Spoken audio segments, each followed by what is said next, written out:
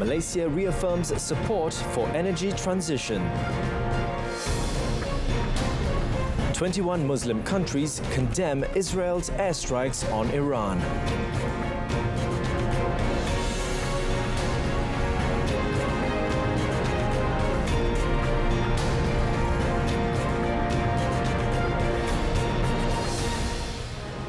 Salam Malaysia Madani, this is World Today with me, Daryl Baptist.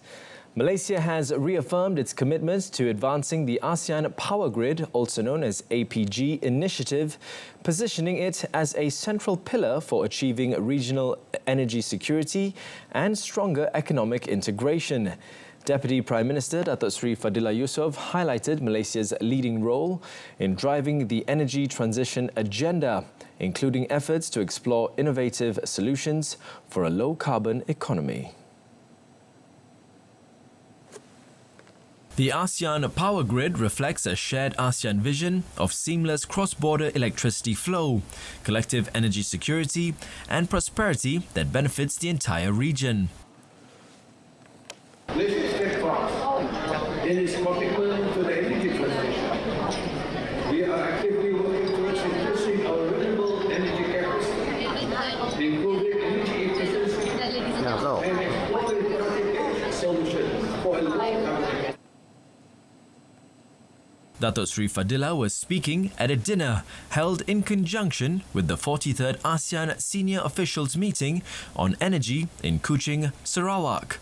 He added that the upcoming ASEAN Ministers on Energy meeting, or AMEM, is set to take place in Kuala Lumpur this October. It will include the signing of the enhanced APG Memorandum of Understanding and a formal endorsement of the terms of reference for the submarine power cable development. 21 Arab and Muslim countries have issued a joint statement condemning Israel's airstrikes on Iran. The group is calling for regional de-escalation, nuclear disarmament without selectivity, and respect for international law. According to Egypt's state news agency, MENA, the joint statement followed an initiative by Egyptian Foreign Minister Badr Abdelati, who held consultations with his regional counterparts.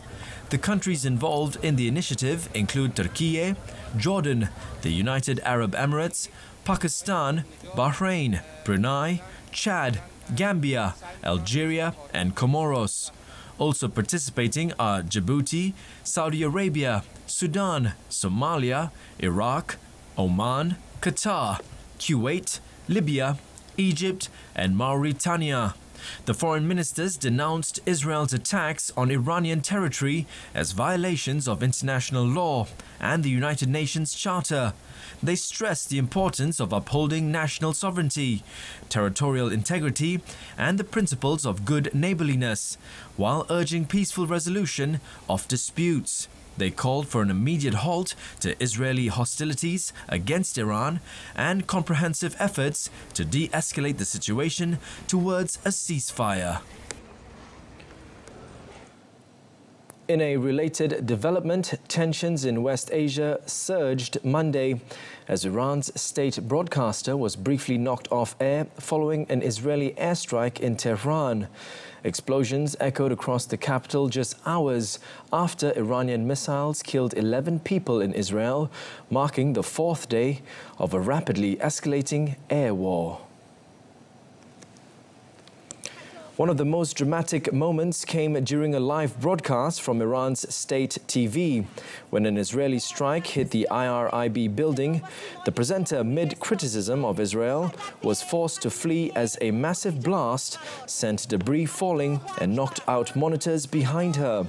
Iran has responded with waves of missile attacks, and its Revolutionary Guards warned Monday that more devastating operations are on the way. The sudden escalation has sparked provoked international alarm. At the G7 summit in Canada, British Prime Minister Keir Starmer said there was a shared desire among world leaders to prevent the conflict from spiraling further. The conflict erupted Friday when Israel launched a surprise aerial campaign targeting sites across Iran. Israeli officials said the strikes are aimed at preventing Tehran from developing nuclear weapons, a charge Iran denies.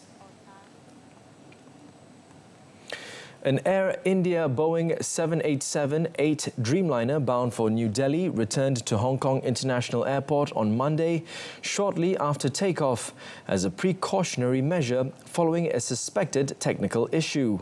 Air India, in a statement, said the flight AI315 landed safely and was undergoing checks. The statement also described the incident as a technical issue, but declined to provide further details. A flight information screen at Hong Kong International Airport showed the flight as delayed following its return. According to passengers, the airline arranged hotel accommodations for those affected, with plans to depart for New Delhi on Tuesday morning. The incident comes amid heightened scrutiny of Air India's operations. Last week, another Air India flight using the same Boeing 787-8 Dreamliner model crashed shortly after takeoff in the western Indian city of Ahmedabad, killing 241 of the 242 people on board. Hospital authorities in India announced on Monday that they have identified 87 victims in last week's Air India crash. Ahmedabad Civil Hospital doctor Rajneesh Patel said 47 families have collected the bodies of their relatives who died in the crash. हमारे यहाँ से शव ले जाने वाले की संख्या 47 है। बाकी जो पेंडिंग है उसमें से 13 लोग अभी D4 में वेटिंग में चल रहे हैं। दूसरे 2 घंटे में 8 लोग और आ रहे हैं। दूसरे शव की या दूसरे रिश्तेदार की DNA कंफर्मेशन के लिए वेट कर रहे हैं। वैसे हमारे पास यहाँ पर 12 लोग हैं और फैमिली के साथ डिस्कशन करके आने वाले 11 लोग हैं। Health workers, meanwhile, were seen transporting coffins containing the remains of the victims to hand them over to relatives at the hospital. The London-bound AI-171, a Boeing 787 Dreamliner, crashed on Thursday last week into the residential facility of a local hospital in Ahmedabad. Of the 242 passengers and crew on board, Air India later confirmed that only one passenger survived. Rescuers in India's western Pune said on Monday that they were still searching for several persons trapped under the wreckage of a bridge collapse that killed 4 people and dozens were swept away by the river. The 33-year-old iron bridge over the Indrani River collapsed on Sunday afternoon around 3:30 p.m. local time when about 125 tourists had gathered. More than 50 people who sustained injuries after being swept away in the river were rescued and rushed to the hospital for treatment. The incident took place following 2 days of incessant rainfall and overcrowding on the bridge, as authorities launched an investigation into the collapse. 2 National Disaster Relief Force teams, along with the local disaster response units, were rushed to the spot. They noted that the locals have informed them that 3 to 4 people were still trapped below the wreckage. India's infrastructure has long been marred by safety concerns, sometimes leading to major disasters on its highways and bridges.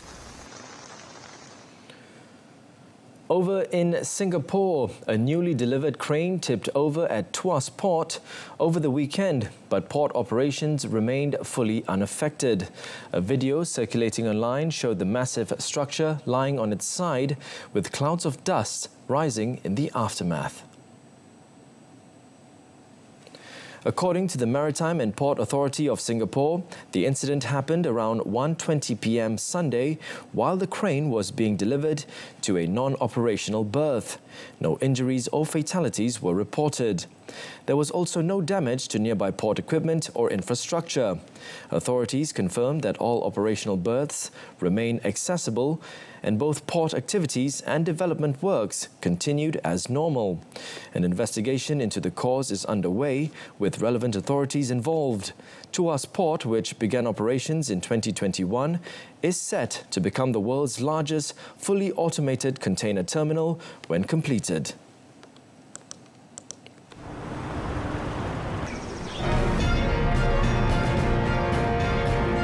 G7 leaders urge Trump to ease off trade war. Coming up next.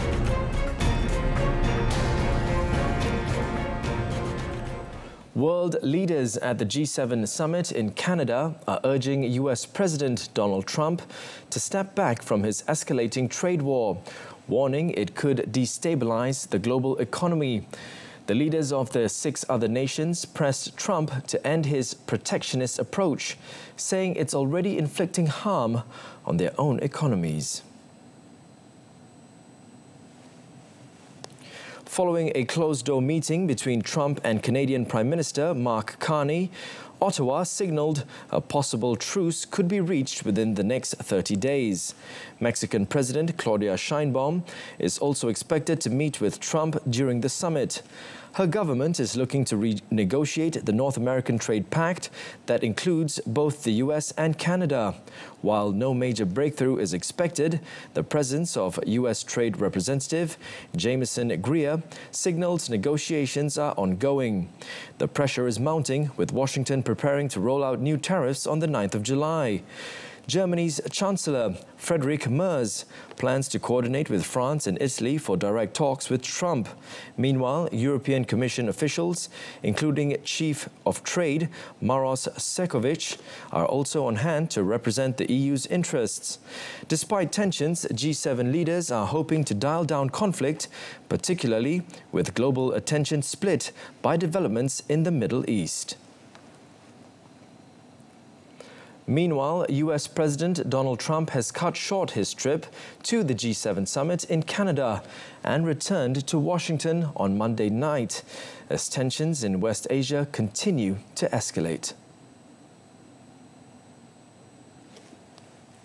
Trump told reporters he regretted leaving early but stressed the urgency of the situation, calling it big stuff. I have to be back. Very important. I want to just thank our great host. Thank you in Canada. But you probably see what I see, and I have to be back as soon as I can. We're going to have dinner with these wonderful leaders, and then I get on the plane. I have to be back early. He's ordered the National Security Council to prepare the White House Situation Room for an immediate security briefing upon his return. Earlier in the day, Trump took to his social media platform to urge civilians in Tehran to evacuate as violence intensifies. Despite his early departure, the White House emphasized that much had been accomplished at the summit, including key discussions on trade and global security. Oil prices were volatile on Monday after surging 7% on Friday as renewed strikes by Israel and Iran over the weekend increased concerns that the battle would widen across the region and significantly disrupt oil exports from the Middle East. Brent crude futures light crude oil contract, or LCOC1, rose 64 cents or 0.86% to $74.87 a barrel, while US West Texas Intermediate Crude Futures Crude Oil Front Month, or CLC1, gained 76 cents or 1.04% to $73.74.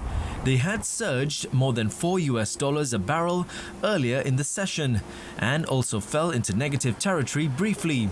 Both benchmarks settled 7% higher on Friday, having jumped more than 13% during the session to their highest levels since January. An exchange of strikes between Israel and Iran on Sunday resulted in civilian casualties, with both militaries urging civilians on the opposing side to take precautions against further strikes. The latest developments have stoked concerns about disruptions to the Strait of Hormuz, a vital shipping passage. About a fifth of the world's total oil consumption, or some 18 to 19 million barrels per day of oil, condensate and fuel, pass through the strait. A U.S. federal judge said she will extend a temporary order blocking President Donald Trump's attempt to bar foreign nationals from studying at Harvard University as legal proceedings continue. U.S. District Judge Alison Burroughs, presiding in Boston, pushed the restraining order's expiration date to the 23rd of June. The decision will give her more time to consider whether to issue a longer-term preliminary injunction. That injunction would allow international students to remain in the U.S. while Harvard's lawsuit against the policy plays out. The order stems from a proclamation Trump signed on the 4th of June, seeking to prevent foreign students from enrolling at the elite university. Judge Burroughs had already issued an emergency stay on the 5th of June, halting the policy's rollout. The UK government announced on Monday it would bring in tough new laws to root out the scourge of grooming gangs suspected of sexually exploiting thousands of girls and young women. According to Interior Minister Yvette Cooper, the government will change the law to ensure that adults engaging in physical contact with a child under 16 face the most serious charge of rape. The announcement came after a damning report written by a member of the upper house of the UK Parliament, Louis Casey, was published. Baroness Casey's first recommendation is we must see children as children. She concludes, too many grooming cases have been dropped or downgraded from rape to lesser charges because a 13 to 15-year-old is perceived to have been in love with or had consented to sex with the perpetrator. So we will change the law to ensure... Cooper added the report concludes that further local investigations are needed, but they should be directed and overseen by a national commission with statutory inquiry powers to compel witnesses to give evidence under oath. On Sunday, Prime Minister Keir Starmer announced a new national inquiry would be launched into the scandal. French authorities shut down 4 Israeli defense industry stands at the annual Paris Air Show on Monday and blocked them off using black partitions, saying Israel violated an agreement by refusing to remove offensive weapons from the displays. Israel demanded an immediate reversal of the decision, calling it outrageous. According to France Info, 4 major Israeli companies failed to comply with the guidelines restricting the display of offensive weapons and have been subjected to action. All booths will only be allowed to reopen if they withdraw the weapons on display. French Prime Minister François Bayrou explained that although the companies had been given prior warning, some failed to follow the directive. He stated that the French government's approach is very clear, that no offensive war weapons are allowed at the exhibition.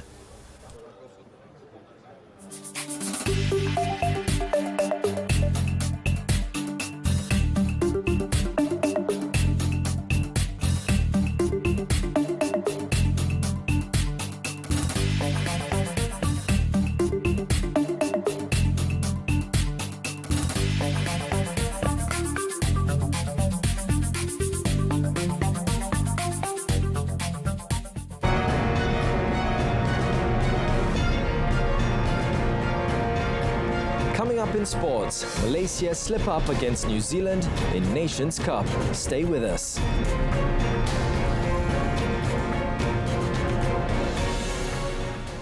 The national men's hockey team have taken a difficult path towards securing a semi-final slot at the 2025 SAHIH Hockey Nations Cup after falling 3-4 to New Zealand in their Group B clash at the National Hockey Stadium in Bukit Jalil last night. Speedy Tigers, ranked 13 in the world, put on a convincing performance with an opening field goal by Akimullah Anwar Isok in the 18th minute. Sarjit Singh's men extended the lead through a penalty stroke by Fitri Sari in the 38th minute, followed just a minute later by a field goal from Muhammad Azrai Aizad Abu Kamal. However, the momentum didn't last long as New Zealand responded with goals from Finn Ward and Simon Yorston. In the second half, Sean Finlay and Finn Ward added 2 more goals to dash Malaysia's hopes. The result leaves Sarjit Singh's men with only 1 point, placing Malaysia third in the group. They now face a must-win encounter against bottom-placed Japan on Wednesday and must do so by a significant margin.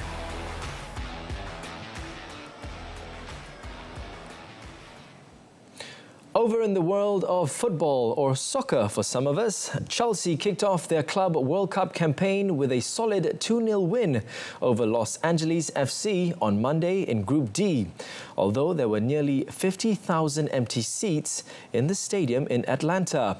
Pedro Neto and Enzo Fernandez goals got the Blues off to a good start in a competitive clash against one of the 3 qualified MLS teams. The 3 p.m. local kickoff time. After Lionel Messi lit up the Club World Cup opener, Miami's Hard Rock Stadium was awash in Argentine passion again as Boca Juniors fans turned it into a little Buenos Aires for their team's 2-2 draw with Benfica on Monday. A day after draping the shores of Miami Beach in blue and gold on the eve of their team's debut, Boca fans chanted their way into the arena and through the game, which put them in second place in Group C behind Bayern Munich after the German champions demolished Auckland City 10-0 on Sunday.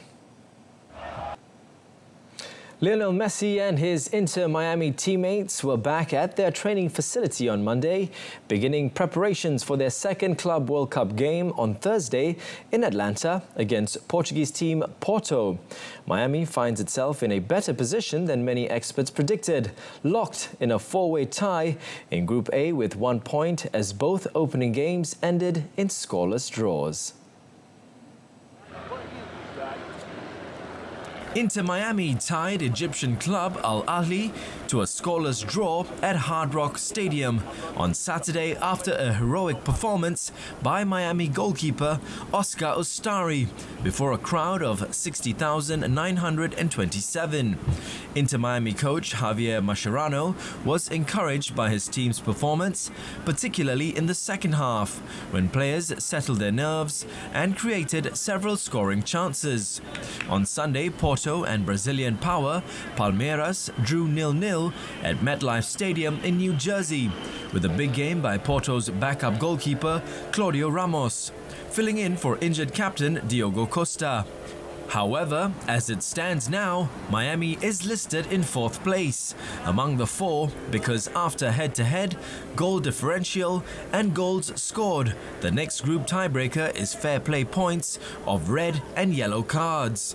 Inter Miami collected 4 yellow cards in the opening match, whilst Palmeiras and Porto got 2 apiece and Al Ahly just 1.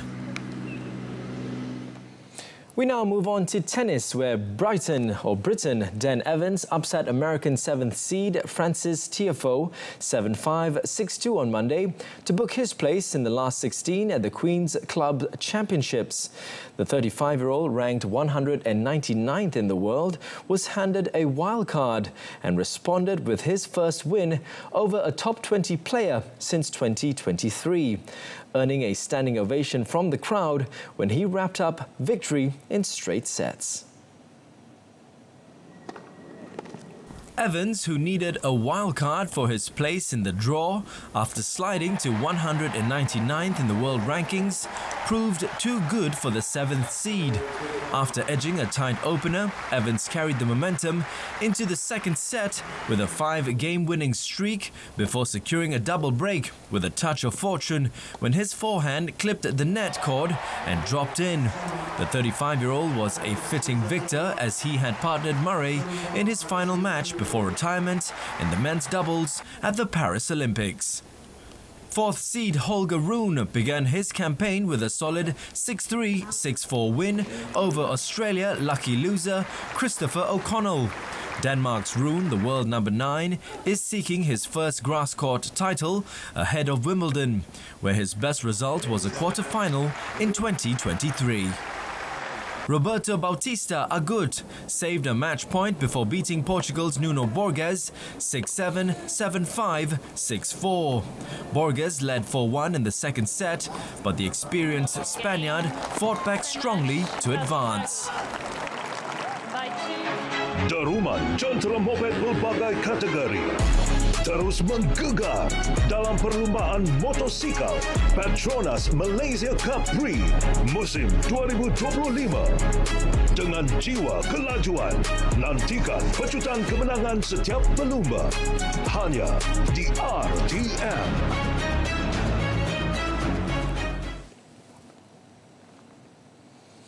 That's it from us this afternoon. In our top story, Malaysia reaffirms support for energy transition. Malaysia Tonight comes on at 8:30 p.m. this evening on TV1 and MyTV's Berita RTM news channel. Malaysia MADANI, Rakyat, Disantuni. Thank you for watching and have a good day.